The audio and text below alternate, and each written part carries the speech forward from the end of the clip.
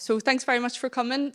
This is part of the Borders and Boundaries project, which has been funded by the Department of Foreign Affairs Reconciliation Fund.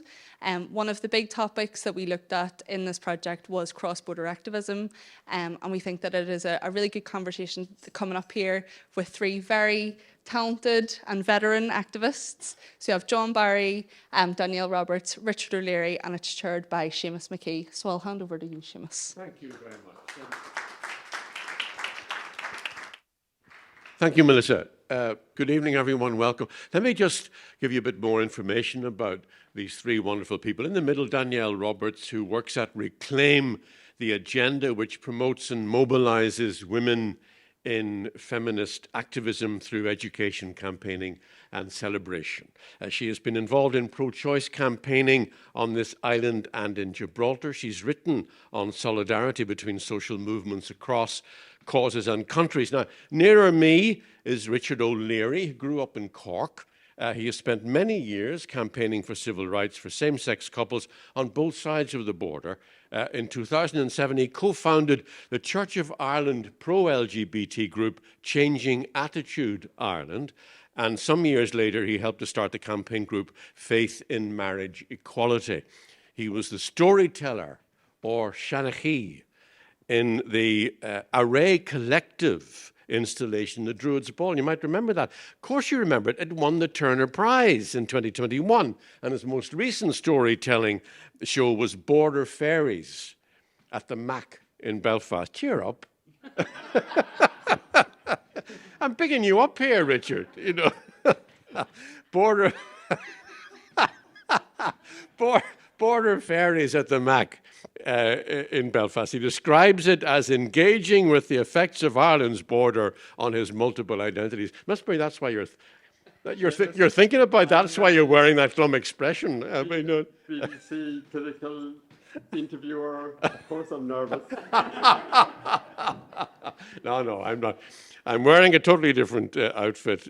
Never mind hat this evening. Now, John Barry is from Dublin. He's Professor of Green Political Economy at Queen's University. He's a former Green Party councillor in Ards and North Down, and he was instrumental in the formation of an all-island Green Party in 2006. He describes himself as a recovering politician, and his words, a mouth from the south. Would you welcome them again, please? Thank you. Right. Now, Richard, just to cheer you up even more, we're going to watch a short film to start with. Changing Attitude in Ireland, which you co-founded, Richard, says on its website that it seeks full acceptance and welcome for lesbian, gay, bisexual and transgendered persons in the churches in Ireland. Now, in December 2009, your organisation took its campaign onto the train from Belfast to Dublin. So before we look at this, could you just explain the context for that? What led up to it, Richard? Long, long ago. Storyteller. In the dark ages, up to 2005, there was no legal recognition for same-sex couples. And then in 2005, the British government introduced for the UK, including Northern Ireland, civil partnership. And I actually benefited from that myself. But what happened is people who had civil partnership in Northern Ireland, couples, as soon as they crossed the border, they weren't civil partnered anymore. And that was because the Republic of Ireland had no legal recognition of same-sex couples. So this was a civil rights issue which affected many people. And Changing Attitude Ireland, being concerned with at least equal civil rights in both jurisdictions, thought one way to highlight that would be to arrange for some people from living in Northern Ireland to take the train to Dublin. And this had happened before? This had happened before, and I was very aware of it because I first came up north in 1988 to be a student, and at that time we had the Peace Train, which was people who were taking the train who drew attention to the fact that the train service was being disrupted by bombs on the line. So they drew attention to this situation by calling the trains a peace train and saying, you know, we don't want to be disrupted and we want an end to this. But that itself was also influenced by 1971, women from Dublin. At that time, contraception wasn't legally available in the Republic.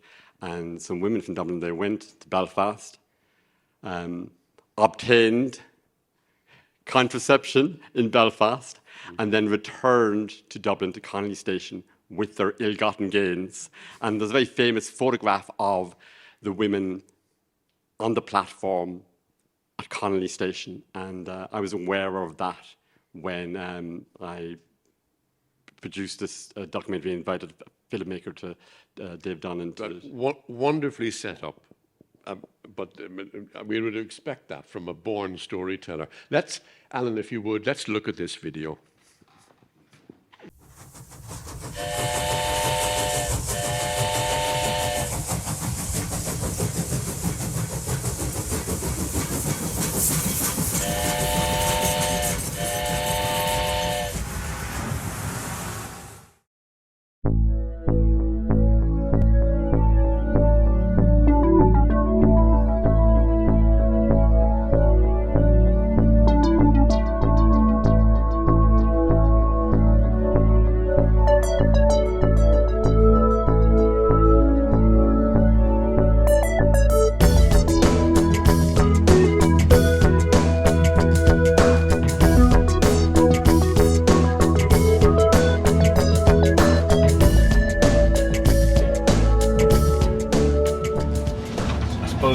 I've got a long history in gay rights in Northern Ireland, dating back to the early 70s, when the whole matter of criminalisation was an issue, and I was involved in the campaign to decriminalise homosexual relationships, which was a long process, ran from my involvement was from 1975 to 85 roughly on that one. And I took the Strasbourg case that eventually led to the British government having been forced to decriminalise in 1982 in Northern Ireland. It was a case in the European Court of Human Rights, which ran for 5 or 6 years before finalising in our favour. It was the case that eventually forced the South and Cyprus to change their laws as well. Some years later, it was the first gay case actually that was won at the European Court.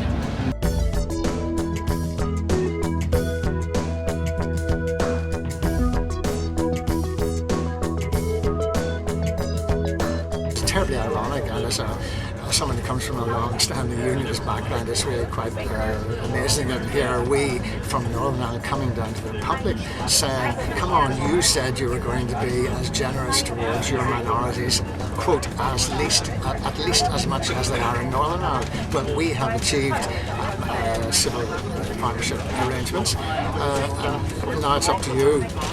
You must fulfil your part of the bargain. So my own preference would be that the Irish state would introduce marriage rather than, say, a civil partnership. However, having said that, we are always thankful for small mercies.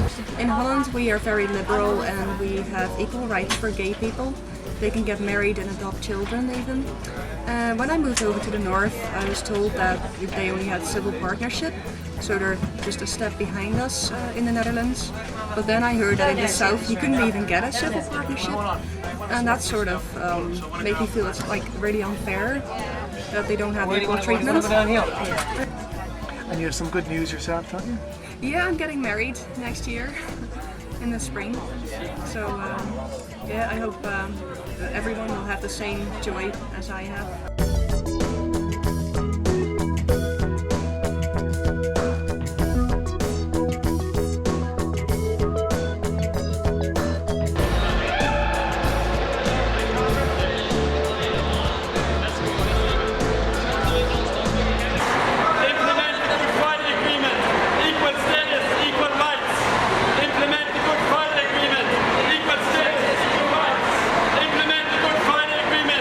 Equal status, equal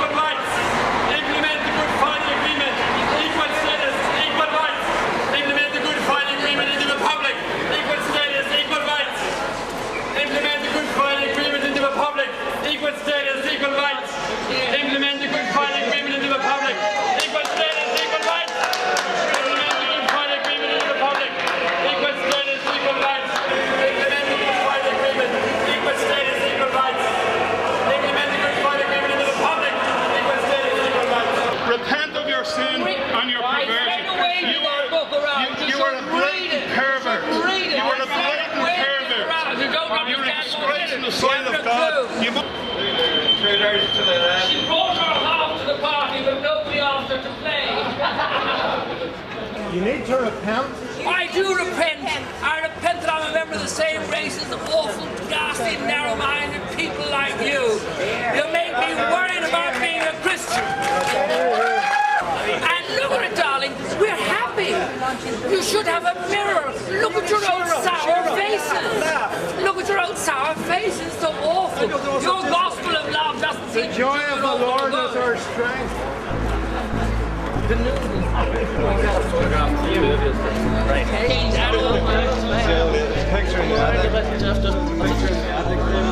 Wave the flag, guys. Not the problem, but the reality.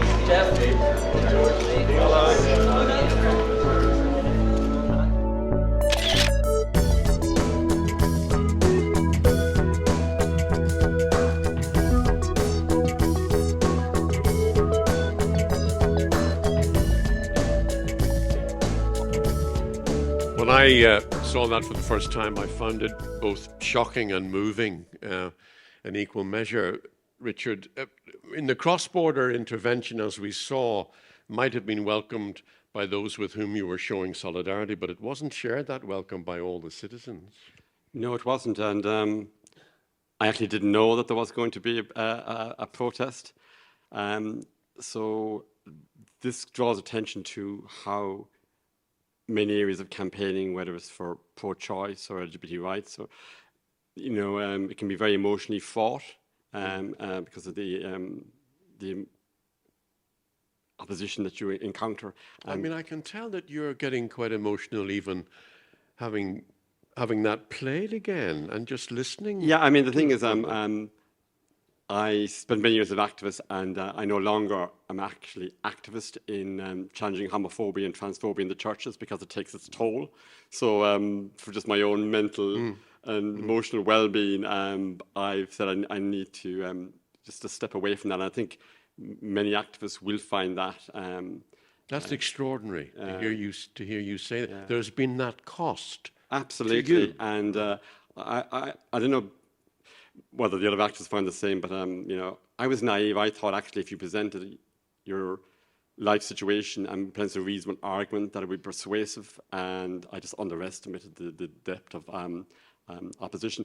But what was nice about this is that in the video you may recognise Jeff Dudgeon from Northern Ireland, instrumental in bringing the case for decriminalisation to the European Court of Human Rights, was met by David Norris, the senator in the South, who was instrumental in bringing the case in the Republic. So, I mean, it was I suppose a positive occasion, which, kind of maybe a small report in the Irish Times. It's all part of chipping away at the opposition because it took another few years. Let me ask you, I mean, I would like to get reaction from both Danielle and Richard in a sec, but let me ask, was there any reluctance on the part of people in your campaign to bring it south of the border? No, not at all, because Change Attitude Ireland was a faith-based campaign group, and the churches in Ireland are organised on an all-island basis. And that all-island organisational basis pre-exists a partition.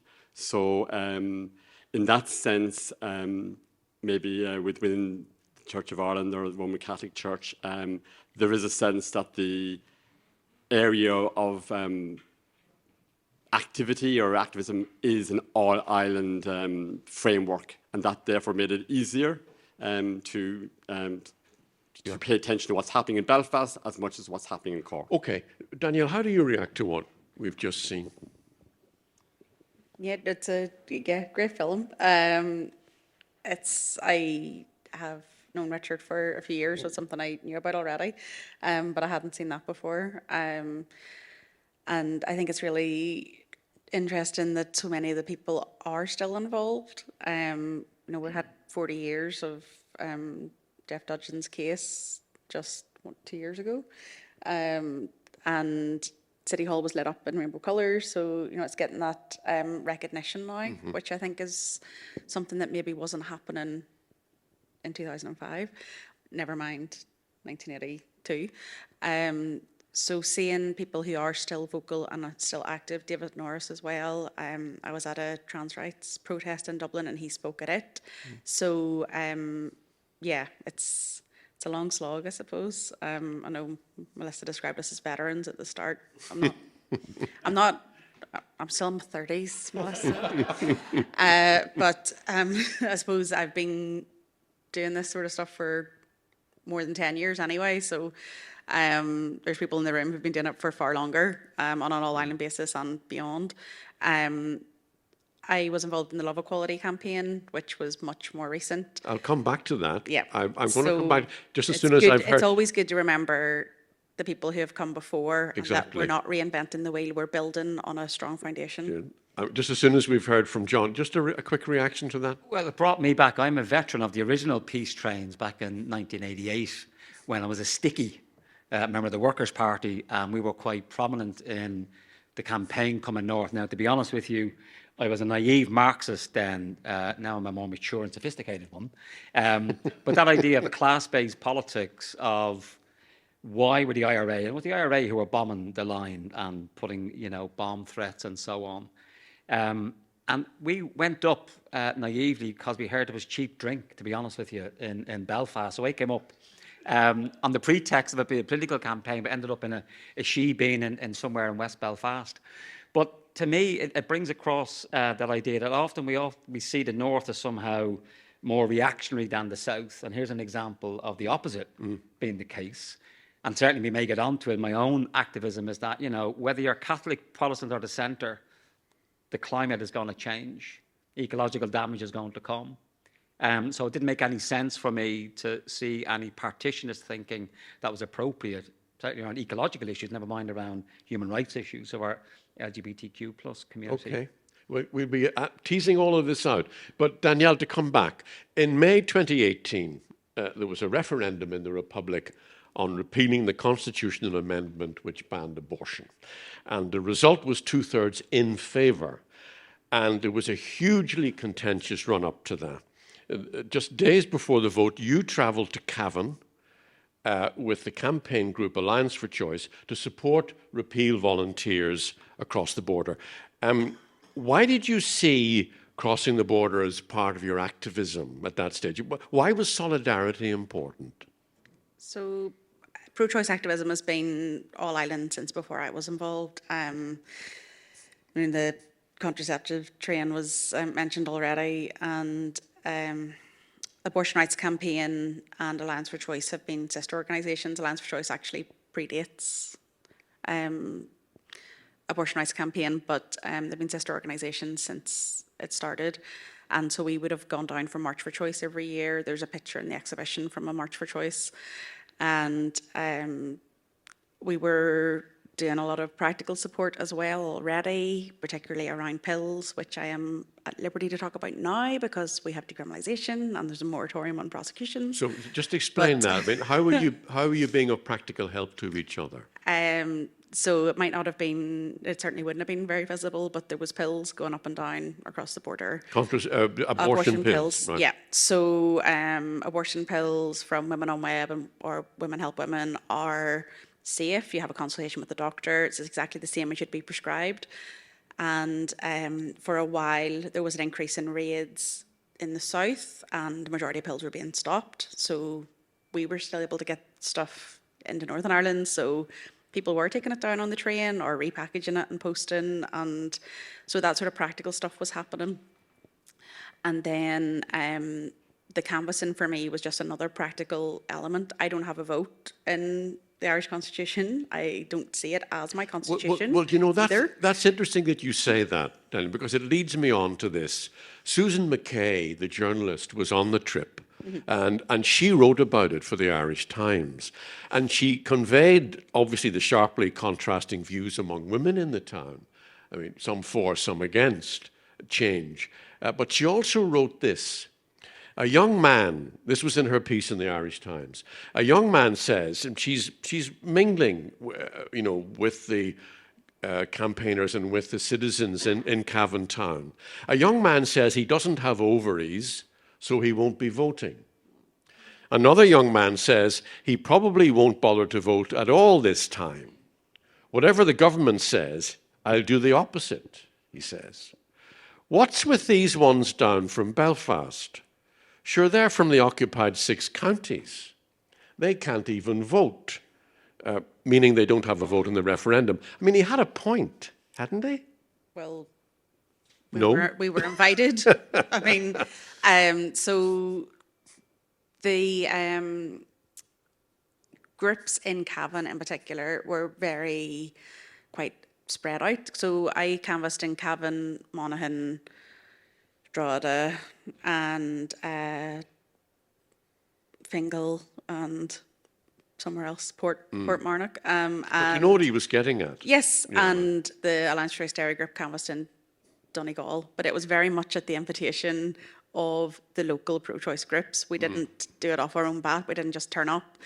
We were bolstering their numbers, and for a lot of people, while I didn't see it as my constitution, I don't consider myself to be Irish, a lot of the people canvassing with us did and do. So, but were disenfranchised and didn't have a vote. So this was something that they could do to lobby for change.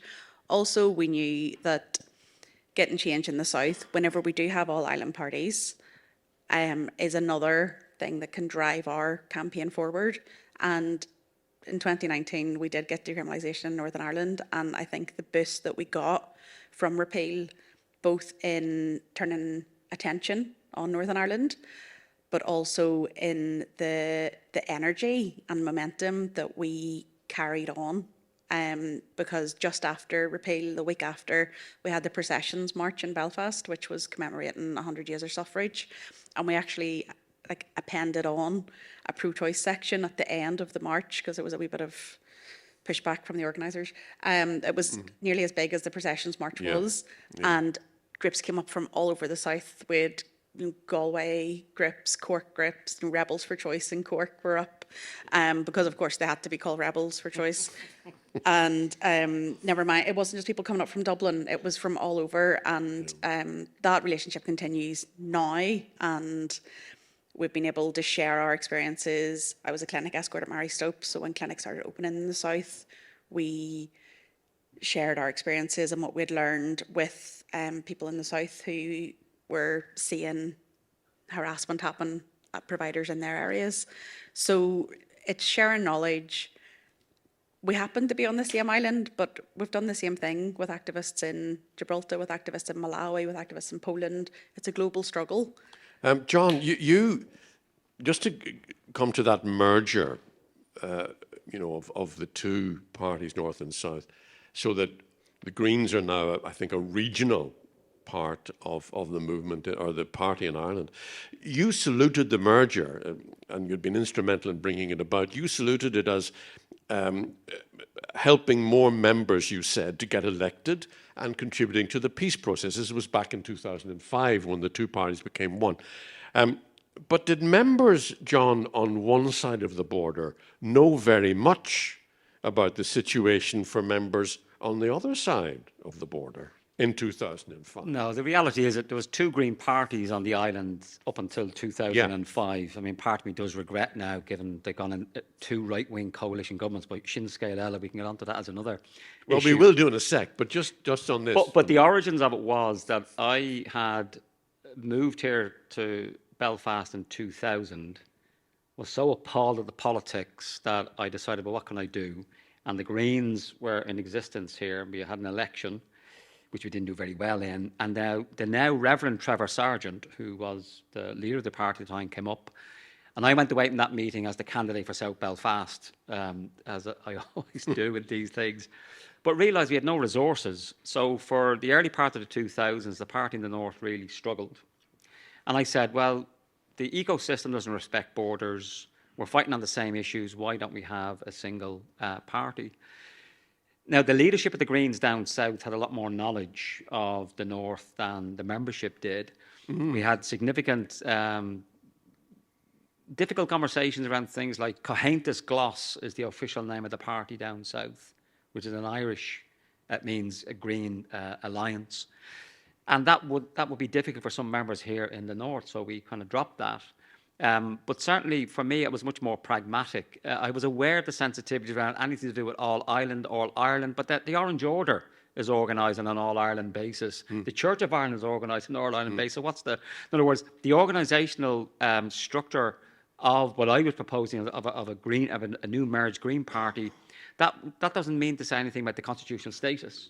And it was much more pragmatic. And certainly what it led to since 2005 is that because thankfully our elections aren't in sync. So when there's elections down south, our members can go down and canvass for our colleagues down south and vice versa. So for me, it was just pragmatic on the basis of resources, canvassers, getting people to be able to get the support they need to get elected.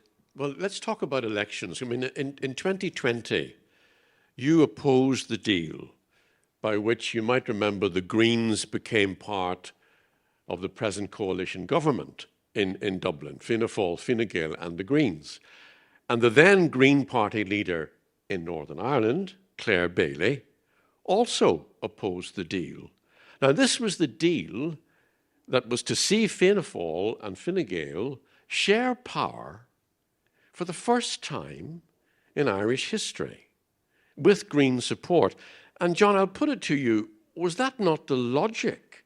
You opposed this. Was that not the logic of what you had hailed as such a breakthrough in 2005? No, not necessarily, because you've got to remember that the party had been in another disastrous right-wing coalition in 2007, 2011, which was Fianna Fáil, the PDs, the most odious right-wing party ever to grace this island, and the Greens. I was against that deal as well. I think they speak very highly of you. Well, I didn't predict Brexit and I didn't predict Trump, so don't go by my political predictions.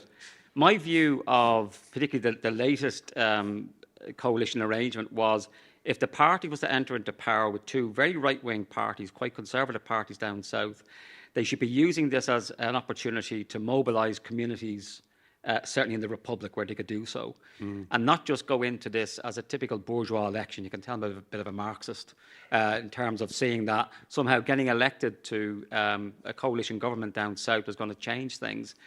And unfortunately, my view, I was on the minority, and I've got to accept that. But certainly, it is true to say that not all members of the party in the north, but quite a lot of us were against that deal. Well, but we made our case and we lost. Yeah. That's democracy. Yeah, but it's a wider point in a way as to how much enthusiasm there really is among activists in the north for getting involved, because there was clearly, as you've conceded, John, no groundswell on this side of the border for going into government in Dublin among the Greens. And indeed, only 195 out of about 800 members on this side of the border even registered to vote on the deal, before the deadline. So, I mean, clearly they didn't want to rock the boat. They were quite happy to stay outside the whole orange-green thing, and they were worried that if they did get involved in the south, that as I say, it would cause all kinds of problems. It'd be a misrepresentation to say that the Green Party members who were opposed to the coalition deal were all from the north, a majority. There were significant activists in the west, very prominent people like Seamus McKee, who almost got elected as an MEP, who also came out. So while we may be more prominent in the media, and I think I may have been unique in that one of the last interviews that Tommy Hans did, wasn't him? Tommy Gorman, before he retired, was with me in terms of the coalition. So I don't think it's a case of people were disinterested, but a lot of other party members down south as well. Okay. It's just that we were more prominent. And also the fact being a northerner from North Dublin in Northern Ireland also made it a particularly interesting angle, I think, for the media. Sure. Okay. Well, look, just a quick reaction to that, Danielle, to what we've just been here talking about. On the Green Party? Yeah. Well, activism and north and south. Yeah, I think there is a misunderstanding sometimes, or a lack of understanding on how politics operates here or doesn't operate. But among whom? A misunderstanding so both among... ways. So right. I have met with ministers and politicians in the Dáil, particularly after repeal and when the law was coming in, and they were suggesting, well, could you not just be prescribed the pills here and take them over the border? But at that stage, that would have been completely illegal. So they didn't understand that. Because if that was the case, we could have been prescribed them from England and taken them in Northern Ireland. But then also just a lack of understanding that our laws are different here, and an idea that the UK is actually England and Wales and the laws that are in place there. I was at a conference at the weekend and people were talking about celebrating 10 years of equal marriage. Well, our first equal marriage only happened in February 2020. Yes. So no, the UK did not have equal marriage when it was #1 on the ILGA Rainbow World Map. And same-sex couples were doing a judicial review to adopt here at the same time. I mean, it isn't just an issue for here. There's lots of flaws, like Malta, which is #1 at the minute, has the most draconian abortion law in the world, but is seen as like LGBT people need abortions as well. So it's, I think, a lack of intersectionality generally, but I do think even amongst politicians and people who should know better, there's not enough understanding on how this place operates differently politically, but also has different laws. For a long time, abortion was under criminal justice here, not health. So the way we had to lobby around it was completely different, and the risks we were taking were completely different as well. It's complex, and it requires enormous skill to negotiate this. I mean, come to you again, Richard. I mean, the main, as you pointed out, the main Christian denominations here are organised on an all-Ireland basis. And I think back to 2011. I don't think it'll be too hard for you to remember what was going on. It emerges a Church of Ireland deacon, a diocesan dean, has entered into a civil partnership with his long-time male partner. And there are bitter exchanges between the liberal and conservative wings of the Church of Ireland. And a big conference was organised by the Church on human sexuality in Cavan again. We're back in Cavan.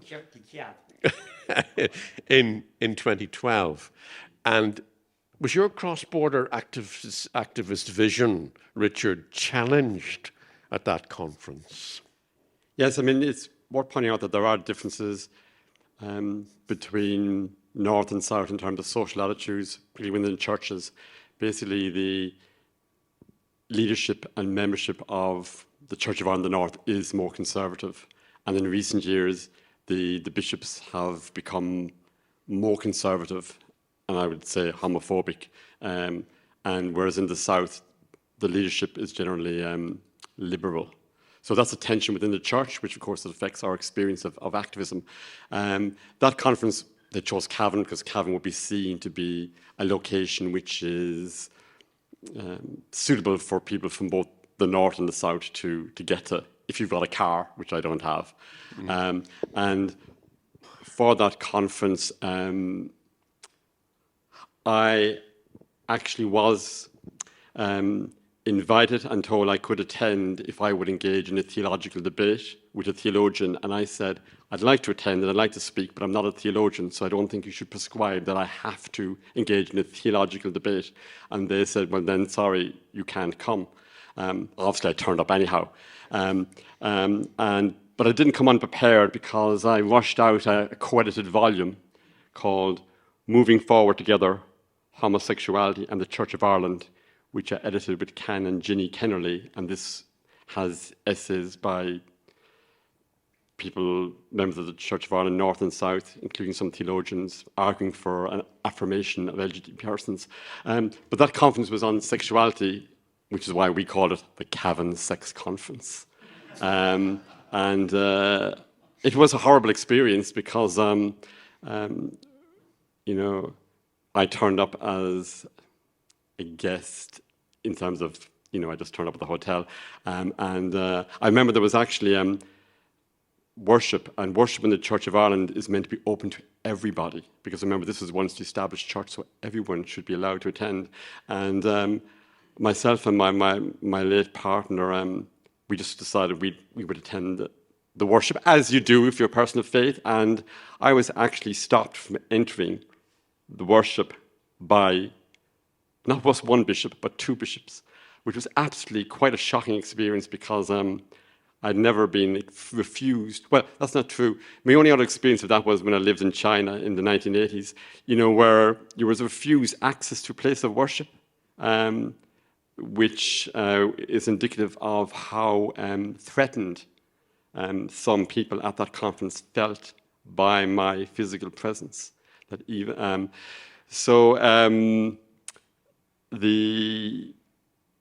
those experiences would not be in the public domain because honestly the church organization, which has its own media and newspaper, would not report that. No, and they didn't allow the media to attend the conference. As I understand it, it was closed. In fact, they did say they would have a self-identifying gay person, and actually I volunteered to be that person, but no, they said they would fly in a gay man who is originally Irish, who lived in France. I think they thought it would be safer to take someone to do what? To speak as an affirming gay person, on the condition that there would be someone who was struggling with their sexuality and celibate to speak against it. So the churches are divided, and it's a really fraught area to be looking for change. And what did that do to, as I say, to that activist vision of yours? Well, what happened is I actually was brought up a Catholic, and I had become a member of the Church of Ireland, and it did make me wonder, was that a good decision? Because I've never been refused admittance to a Catholic church when I was a Catholic. So definitely tested my faith at the time, but also, and maybe the other activists have found the same, I had just so underestimated the homophobia among conservative Christians, especially in Northern Ireland. So I did feel a bit out of my depth. In fact, I was accompanied that day by Jerry Lynch, who some of you may remember as once the executive director of the Alliance Party, and I was actually upset from being refused admission to worship. We were later actually readmitted, and Jerry's originally from the New Lodge, and he's a bruiser, he's a street. He just kind of put his arm around me, and he helped me actually through it. And I'm grateful because that was a really bad experience, and maybe some of you have a bad experience as well. Maybe you need a more hardened, street-wise activist to just carry you through the day. What about you, Danielle? I mean, both abortion being decriminalised here and same-sex marriage being extended here came from amendments to legislation, you might remember, tabled by a couple of MPs at Westminster in the absence of a working Stormont Assembly. And I just wonder, Danielle, I mean, would you really argue, that the change was a result of years of campaigning, protesting and lobbying across the Irish Sea? You've got two MPs at Westminster, bring in a couple of amendments, and wow, just like that, the law's changed. I mean, can you really say, or would you really argue that that was as a result of all that? Absolutely, and we have a 2-volume book on how we did it. Decriminalising abortion, The Long Road to Decriminalisation, edited by Emma Campbell and Fiona Blitmer. So if you want to read about the decades of activism that went into that change. Decades of activism? Yeah. Linda Walker writes about starting in the 70s in Northern Ireland abortion law reform. There's been chances before. I think the most recent before the one we got was Diane Abbott in 2009, but a deal was done which took Northern Ireland off the table for extending the law here. Yeah, it absolutely was decades. But how aware would Conor McGinn, for example, who brought in the amendment on same-sex marriage, how aware would he have been of those decades of activism? Do you think he was? Conor's from here. Yes, he's from Armagh. Yes, so he would have met with the Love Equality Coalition for a good while beforehand, and then there was also a Lord who brought, I can't remember his name now off the top of my head, but there was actually twin track bills being proposed for same-sex marriage with Stella Creasy. That's who where brought in the amendment on abortion to decriminalise it. Where the diaspora kind of comes into effect as well, because it was one of her constituents in Walthamstow, Sarah Fox, who was involved in abortion rights campaign and then lived in London. Because she was Stella's constituent, she was able to raise it with Stella. Cara Sanquest worked with Stella Creasy as well, who was involved in pro-choice activism while a student in Dublin, and then went on to be part of the headquarters team in Together for Yes, as well as founding London Irish Abortion Rights Campaign. and then went on to be involved in Michael D. Higgins' campaign. So there absolutely is decades of activism that went into this. There's been many attempts that failed, but got us that bit further along. And then alongside the legislative reform, there's the judicial reviews, which take 5 years. And that judicial review process is part of what got us funding for travel, because the AMB case, it was called, it was a woman was questioning having to pay for her minor child who had to access an abortion, because before 2016 you had to pay privately for both your travel and your treatment, so thousands of pounds people were paying, whereas if they'd lived in Bangor, Wales instead of Bangor, Northern Ireland, it would have been free, or if they'd been travelling for a liver transplant, it would have been funded. So there's been judicial reviews that have changed things along the way. The UN CEDAW report as well, which said it was a grave and systematic violation of human rights. We got that CEDAW recommendation incorporated into primary CEDAW? legislation. So it's the Convention for the Elimination of Discrimination Against Women. So it's a UN convention and accompanying committee that does periodic reports in the States, and found that the UK, because of the abortion law in Northern Ireland, was perpetuating a grave and systematic violation of human rights. Those paragraphs are incorporated into the Northern Ireland Executive Formation, etc. Act. That is phenomenal. And if that had been on any other issue, it would be in textbooks. We don't have domestic ratification of these pieces of legislation. They're working on it in Scotland, but we don't have domestic recognition of these. And we got it. And it was some of us that contributed to writing that legislation. I think it's hugely important, Danielle, that you have had a chance to explain that context. I mean, that's partly why I asked the question, to get that context from you. And so thank you for that. I mean, you've written about the idea that going to Westminster or the Dáil somehow reinforces a community position. Somehow reinforces a community position. What do you mean by that? So I think going to Westminster actually was more contentious than being involved in repeal for a lot of people who were on the fringes of being involved, because it was seen as, going to the British government for British law, by people who were maybe more comfortable with trying to get change through, all island parties. I think that has been addressed, and I think people are well aware of the reasons for going to Westminster, particularly because Stormont was collapsed at the time. But I've been called a dissident Republican. You have? Oh, yeah. So I've been accused of being a dissident Republican, a nationalist, all sorts of things, all sorts of every shade. People confuse us with the Alliance Party a lot. Typical Alliance we get in our Twitter replies. It's like, yeah, no, it's not us. You seem to be confused. But I'm a unionist. So, so for me, going to Westminster, I'm a British citizen. So ultimately, the body responsible for upholding my international human rights is Westminster. And that doesn't take away from people also campaigning at the Dáil or at the European Parliament or at Stormont when it's there. Very interesting that I want to ask you though, I mean, how much awareness is there among activists in England, Scotland and Wales about how different things are here? Is there a border in the Irish Sea, to coin a phrase? Yeah, it depends on, I think, who you're talking to. There are groups who are very aware of what's happening here, particularly people like Abortion Support Network or Supporting Abortions for Everyone, the Irish diaspora groups, and Abortion Rights UK as well.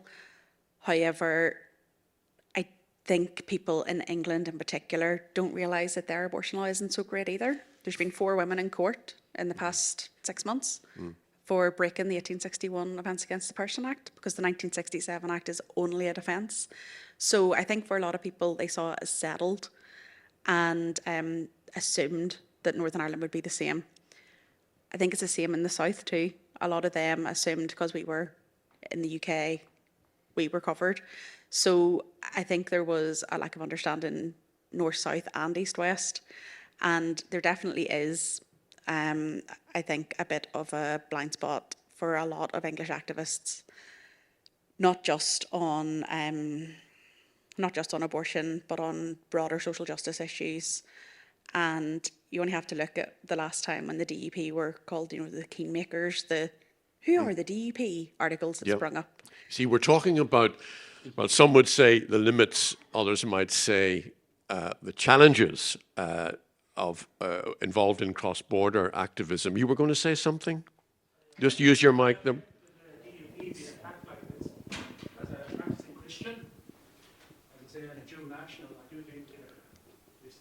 I don't know how they were attacked. You would fill the criteria as a very, very dangerous Republican. Sorry, could I ask you to stay on your I'd love you. I was actually a member of the Democratic Union Association when I was at university and left. I'd love you to be able to stay and make your case. I really would. I would have to. I'm not going to shout you down, sir. But I'm only saying in defence. And I respect that. The panel respects that. One question for yourself. Yes. Yeah. Have they meaning there, your socks? Your socks. No, they don't. Only to try to cheer me up and cheer others up. But I would love you. I would sincerely, genuinely love you to be able to say to the panel what your feelings are about all of this. I've said it. That you're a one-trick pony. What's the one trick? The one-trick pony is all to do with sexuality and to do with attacking the family. Yeah. No, hold. Please. I have a family. No. I think we all have a family. Yeah. It seems that's why you're here. To stand up and say how many of us are heterosexual in the room here, I think I'd be. Yeah. Right. The majority. Thank you very much. Bye. Thank you. May your God go with you. Okay. So, look, could I just say that the Linen Hall Library is about respect. And I would not want the message to go from here that any disrespect is intended to any member of this audience. I would want that to be very clear. That's why I was very keen to give that gentleman an opportunity of making his case. I think he did make his case. You know, in fairness, I would like to give the panel a chance. We've had that intervention from somebody who, of very genuine belief, who feels that this is an anti-family gathering. So could we have a response? I think Richard first. Well, can I say one thing about that? Respect works both ways, and it's also respectful to wait until the panel has finished before you convey your dissatisfaction. And that was also quite disruptive and unpleasant for the panel. Well, so it works both ways. Okay. In terms of cross-border activism, and maybe John and I would also be aware of this, is that we are also people brought up in the South, still with Southern accents, who have to engage with the Northern media, which probably explains why the Belfast newsletter, which had a report in 2015 about the divided church, ends up quoting an O'Leary as someone speaking from the Liberal Church of Ireland position. And the reason that arises, of course, is because there was an absence. Very few local northern members of the Church of Ireland with northern accents and northern sounding names were available. So sometimes it just falls on Southerners living on the north to articulate certain positions in these campaigns. And one of the practical difficulties, of course, is operating both sides of the border, as Danielle was referring to, is you do actually have to be familiar with two legal systems and engage with two different political systems, and that's a lot of extra work. Just come back on the intervention there. What would your response be, Danielle? Well, I didn't know saying there were articles about who are the DUP was an attack on the DUP. Just mentioning them, apparently, was an attack. That's interesting. I was an officer in the Girls' Brigade I was in GB from I was 3. I was, which is a religious youth organisation. I was involved with unionist political parties. You know, I was at a talk by Jim Allister before he left the DUP. I had lunch in Arlene Foster's office. This is not something that I haven't engaged in and critically thought about. My ongoing PhD research is looking at barriers to political participation, or barriers to political participation experienced by Protestant Unionist Loyalist women. It's possible to be a prod and be a feminist. That isn't a joke, yeah? It's possible to be both.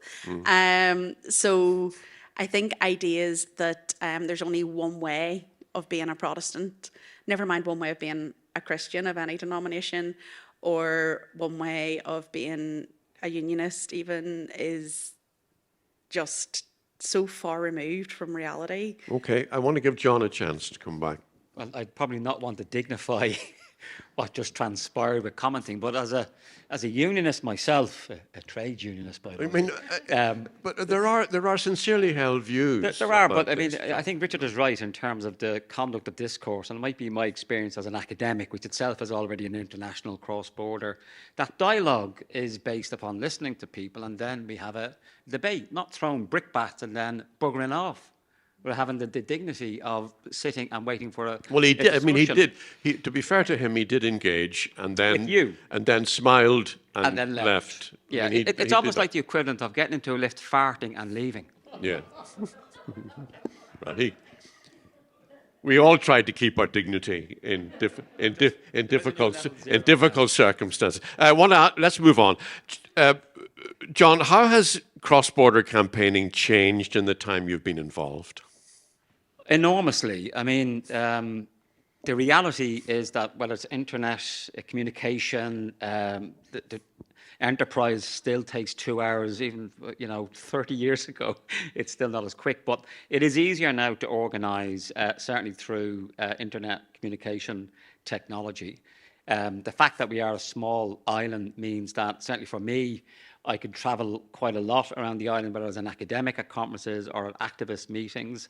And that has increased as, in my area of concern, the climate and ecological challenge. It is now really hitting home to people that this is a shared concern. I mean, it'd be my heartfelt wish that, certainly in the north here, or even for any of the Shinners in the audience, we've already offended the DUP, so now we'll have a go at the Shinners if they're here. There's no United Ireland on a dead planet. I haven't heard any discussion in this whole reunification debate about the biggest challenge our species has ever faced. Will a reunified Ireland help us deal with the climate and ecological crisis? Will it help deal with the 6th great mass extinction event? These are the issues that animate me because, having a flag, John Juncker rightly said, you can't eat a flag. Well, a flag ain't going to save you for the waters that are lapping literally around our feet. Yeah, but before we get too catastrophist, scientific reality, Seamus. Okay, but is there hope? But let me put this to you, John. You have, on energy, for example, there is a single electricity market and an all-island grid. Yeah. And you have written about that. If you are an electric vehicle owner in Northern Ireland and you ring the helpline for, I didn't know this, if you ring the helpline for public charging points, you speak to someone in Cork. Yeah. As the Republic of Ireland owned energy company ESB manages all e-car charging points on the island. Now, okay, you've got that. And having read that, I thought to myself, isn't there the potential then to develop an all-island plan to make sure everyone benefits from the green economy and all those who lose out could be supported? I mean, for activists like you, John, it's all to play for. No, it certainly is. I mean, just as an aside, electricity only accounts for about 15% of all the energy we use. Electricity is a small but important part. And there are advantages of having, for example, an all-Ireland Environmental Protection Agency. We don't, in case you don't realise, we don't have an independent EPA here in the north. Ergo, we're killing Lough Neagh. the biggest freshwater lake in these islands, 40% of our drinking water. So I think that what I'm arguing for really in this reunification debate, show me the evidence that reunification is going to actually help us deal with these issues. I think there are a lot of arguments to be made on that score, certainly. And particularly because, you know, we're now reaching a point where whether you're living in Newcastle, you know, Warren Point, Newry, Portadown, we're now beginning to see the impacts. These flooding events are not caused by the climate calamity. They're exacerbating. We get rain and floods and so on all the time. And I do think it's an onus upon politicians, and certainly I feel it strongly as an academic. So I organise across the island in terms of trying to figure out how can we on this island, with the 11 universities we have, what should we be doing? We're well-paid, privileged knowledge workers. We're at a time of crisis. And yet I too often feel that we're not, as academics, going out into communities, in public events with faith communities and so on, helping to spread that message of hope. And hope, in my view, Seamus, goes to the heart of this panel. Hope is generated through activism. And we have too much across the island, in both jurisdictions, this kind of happy-clappy idea that a technology is going to save us, that Elon's got it, that carbon capture and sequestration, or that, you know, phrase that I've fallen in love with, although many of us have grown up with it, this phrase on this island, it'll be grand. It won't be grand. We're going to have to work and argue for this. And I think the cross-border, for me, just to finish, activism has been a mutual learning process. There are things we do very well here in Northern Ireland in terms of activism. There are things we can learn from down south. And one of the things we do really well here is that level of, what I would say, the think tank element of activism. It's unique on this island that, unlike the UK, we don't have a very well-developed, GB, a well-developed think tank sector that takes the academic knowledge and then digests it in a digestible way for activists. Northern Ireland does that much better, in my view, than even down south. Okay. I'm going to give the last word, because we're coming near the end, and I think I want to leave time for a few questions. So I'm going to leave the last word to you, but before that, I want to hear from Richard, because, Richard, some methods of campaigning don't change. What happened when you were campaigning in the South in 2015 with faith and marriage equality, and your opponents were holding vigils? So I should say one way they haven't changed is that in like 2010, I would have produced a hard copy of a newsletter, Changing Attitude Ireland, which I must arrange actually to donate copies to the Lindenhall Library, whereas now the hard copies aren't produced anymore and the posts are put on Facebook. So when I was campaigning, in fact, some of it's described in an edited volume on the marriage equality campaign in the South called Crossing the Threshold. It's an edited volume by Gráinne Healy, and like Danielle, I went down south to campaign, and I was campaigning actually in Monaghan, and I realised we didn't have a majority in rural Ireland, so I decided I better head west and campaign in the west. So I, with Faith and Marriage Equality, I had a thing called the Atlantic Way Pilgrimage for Yes, and I found in the churches in the west of Ireland, I was coming across leaflets which were prayer leaflets, and there's a traditional Catholic prayer called the Novena, and you would engage in novena prayers to get an outcome, and there were novenas prayers for a no vote for marriage equality, and I'm sure this was having an impact, so I said we'd have an event in Dublin drawing on this tradition, but we would call it a Yes Vena, for yes. And we had actually some clergy, and David Norris was there, and that was held in Dublin. But CNN TV were in town, and they were looking for things to cover, and they heard that there was a Faith for Yes event called Yes Vena. So CNN turned up to film parts of the Yes Vena, which is us holding up multicoloured kind of service sheets and I'm not sure did this have any impact in terms of the voters, but it certainly was kind of fun to be on CNN for a Yes Vena. You're shocking altogether, so you are, Richard. You really are. Okay, Danielle, we're coming to the end, but before we open it up, let me ask you this. There's a danger now. I mean, I didn't get a chance. Maybe you could very quickly say about Gibraltar, because you've been involved there, or are you still involved there? Gibraltar's gone really well, so no, there's no need really for us to be involved there anymore. Right. Yeah. So it was. What was that about? They had a referendum as well On? on reforming their abortion law. So it was a very similar law to what we had here, based on the 1861 Offences Against the Person Act, and women were having to travel into Spain or getting a second opinion and being referred to England. So they had a referendum campaign, so we were able to lift a lot of the resources we had developed for Together for Yes, because it was a yes vote they were looking for as well. And they were able to rebrand them for Gibraltar for Yes. So there was a group went over from Leitrim for Choice and from Belfast, and we spoke at their rally. So that, for me, a lot of people in Gibraltar are British and consider themselves British. You know, there's red post boxes, all those things. So I felt being able to go and say, we had just got decrim, so being British but being out of step with England, Scotland and Wales for so long, but having been a success story, I think it was kind of giving hope to them as well that it could happen. Yeah. And it ended up, COVID happened and the referendum got pushed for a year, but it ended up being a massive yes vote. The health service were really quick to respond, far quicker than ours has been, to commission services. And they had an election a few weeks ago, and the pro-choice party, or the party that had pro-choice in their manifesto, held their seats. But the anti-choice party had dropped overturning the referendum from their manifesto, which is something they had campaigned on before. So it has been a really big success, and services are up and running, and seems to be, job done, like you said. Okay. Just one last thing from you. The Linden Hall Library was an inspiration for you. You mentioned earlier the exhibition which is on in what we call the Vertical Gallery here.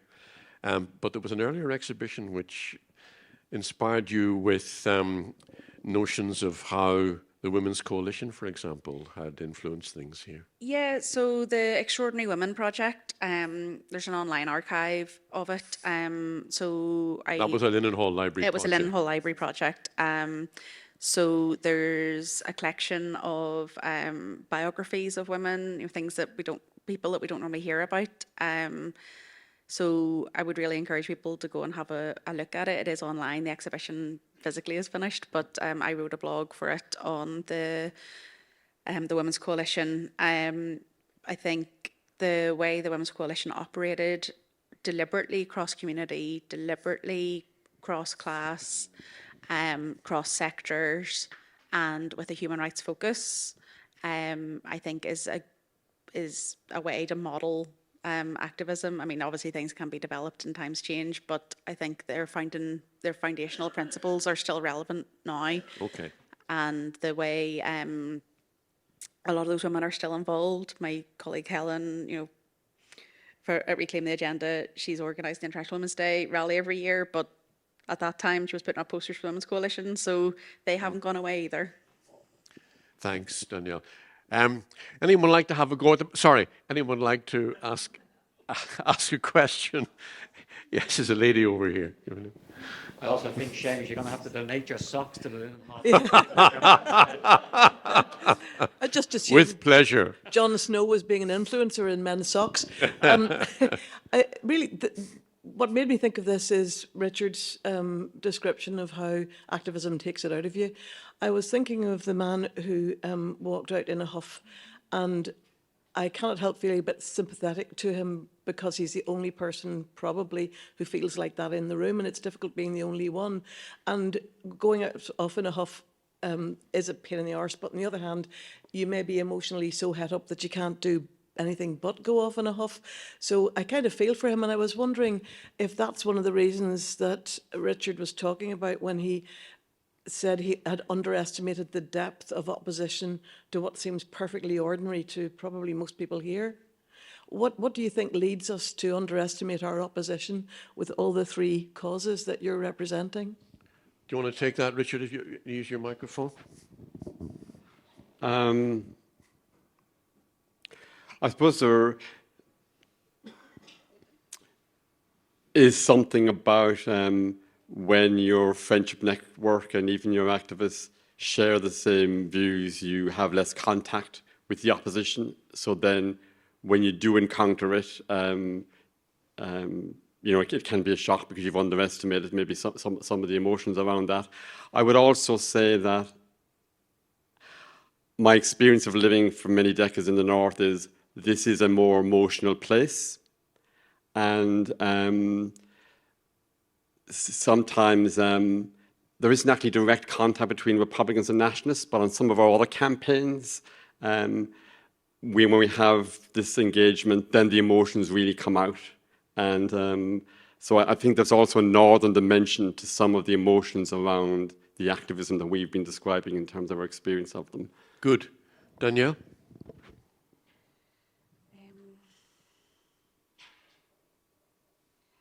I think the fact that 1 in 3 women worldwide will have an abortion in their lifetime, and that everyone loves someone who's had an abortion, whether you know it or not, means I know that that isn't the majority view.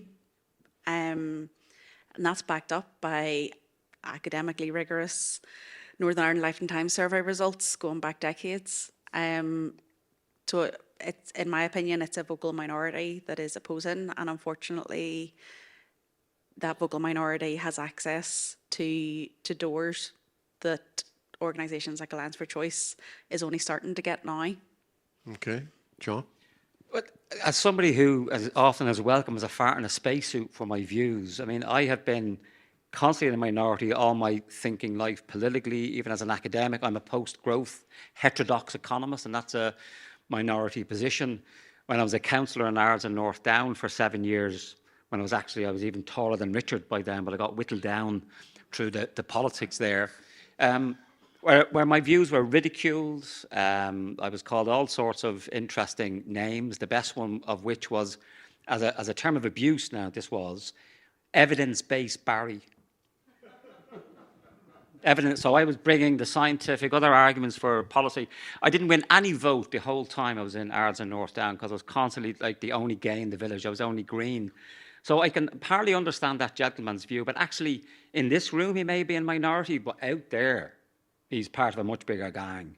As somebody who has always constantly had that sense of being in a minority, and it does get you down. Richard is absolutely right in terms of that activism that many of us in the room who've been involved in different campaigns, we've seen them where people get burnt out, cynical, they take to drink, they're no use to anybody. I've seen it so often. And a message that I think we've all been kind of skirting around, but haven't maybe named it explicitly, but I'll name it now, is the importance of self-care. You know, the bird that flies at the top of the flock doesn't stay there all the time. And too often you see activists who spend every waking hour in the cause and so on, and don't actually think that taking care of themselves is part of being an activist. So, to be honest, I've no sympathy for that man at all. I'll be honest with you. He should have had the guts to stay here to argue his case. And it's like we've had maybe a small bubble here tonight of people who in a like-minded view. But once we leave this room, we're back into the struggle. And it's those kind of everyday microaggressions, which I've never directly experienced, but if you're a gay person or a single mother and so on, and I'll just finish by saying my own experience as a counsellor, it was very salutary in that it's the first time as a white, heterodox or heteronormative male, I felt ridiculed. And I said, oh, this must be what it's like if you're a woman or if you're a member of an ethnic minority. So it was quite a salutary experience, very lonely. Now, thankfully, because I have a neck like a jockey's bollocks and a good sense of humour, and I'm able to get on with it, but that's not for everybody. And I think in terms of the struggles we're talking about, there are different roles for people. Some are happy doing this stuff, public speaking and going out and being Richard. I'll never be able to go past Connolly Station now, Richard, without you shouting and so on. But there are many ways of being quietly active. You know, I do think resistance is fertile, and it has a variety of ways in which we can do this, because we have a lot of struggles ahead of us, not just the climate and the unfinished job of full equality for all our citizens. I think I think you've had very eloquent responses to that very good question. Thank you. Anybody else? Hello, thank you very much. My name is David Lee. As you can tell from my accent, I'm not from here and I'm not local. My wife and I moved over here a couple of years ago from just outside of London. So Danielle, I completely concur with your comment about who are the DUP, because we lived through that and through the Brexit proroguing in London, and people were completely befuddled by who the DUP were. And I, of the husband of a Irish lady, I had the I had the sort of like task to explain to people, even though I had to look it up as well and read the who are the DUP, and I couldn't but since coming over here and talking to all sorts of people, I can't help but think that the local unionists overstate how much they think that the British in GB are aligned to the sort of Northern Irish. In my opinion, very, very little alignment. They know very little about Northern Ireland. And when I talk to the locals here, the unionists, and they have this very firm attachment in their mind that, you know, they're very much in lockstep with the British. I kind of think, you know, am I in a different parallel universe here? So I'm still finding my way around, and I'm still very intrigued by the. So are we. Yes. Thank you. That was a really nice insight. Thank you for that. Go on. Yeah. Just one more comment with Richard. I mean, my wife and I were very privileged to attend a gay wedding the day after Elton John got married in Chelsea, and it was the first Italian gay wedding, and our friends were Italian, and Rai Uno were covering on their TV. He's an MP there. Because he's an MP there, and every time they talk about gay, sort of homosexuality, they replay this loop of him getting married. So he's infamous now. But what I would say is that in Catholic Italy, there were also huge challenges there. And so I think for you, for a word of comfort that other people have been there and done it as well. So I applaud you for what you've done. But I just want you to know that other people elsewhere in other cultures have also gone through the same sort of like situation as well. Thank you very much. I'm grateful to you, and I'm delighted that our discussion has elicited that kind of comment from you and from members of the audience. Thank you so much. Is there anybody? I think we nearly have to finish, but if there's somebody who desperately wants to ask something, I want to ask something. How many of you here are members of the Linen Hall Library? What? Join, please. You've seen the kind of thing we try to do. I have rarely been at such an engaging discussion as we've had this evening. And I do a lot of these. That's why I have a range of socks for every occasion. I knew they were going to have that effect. I was just waiting for it to happen. And sure enough, do you know? I mean, usually it's far more people. Tonight it was only one. It was great. That's fine. I can cope with that. Won't stop me wearing the socks. Remember old red socks? Do you remember all that? Okay, that's my rant over. Please join the Linen Hall Library. And if you're ever back here and I recognize you and remember you, I'll check with you. Okay? Thank you, and safe home. Good night.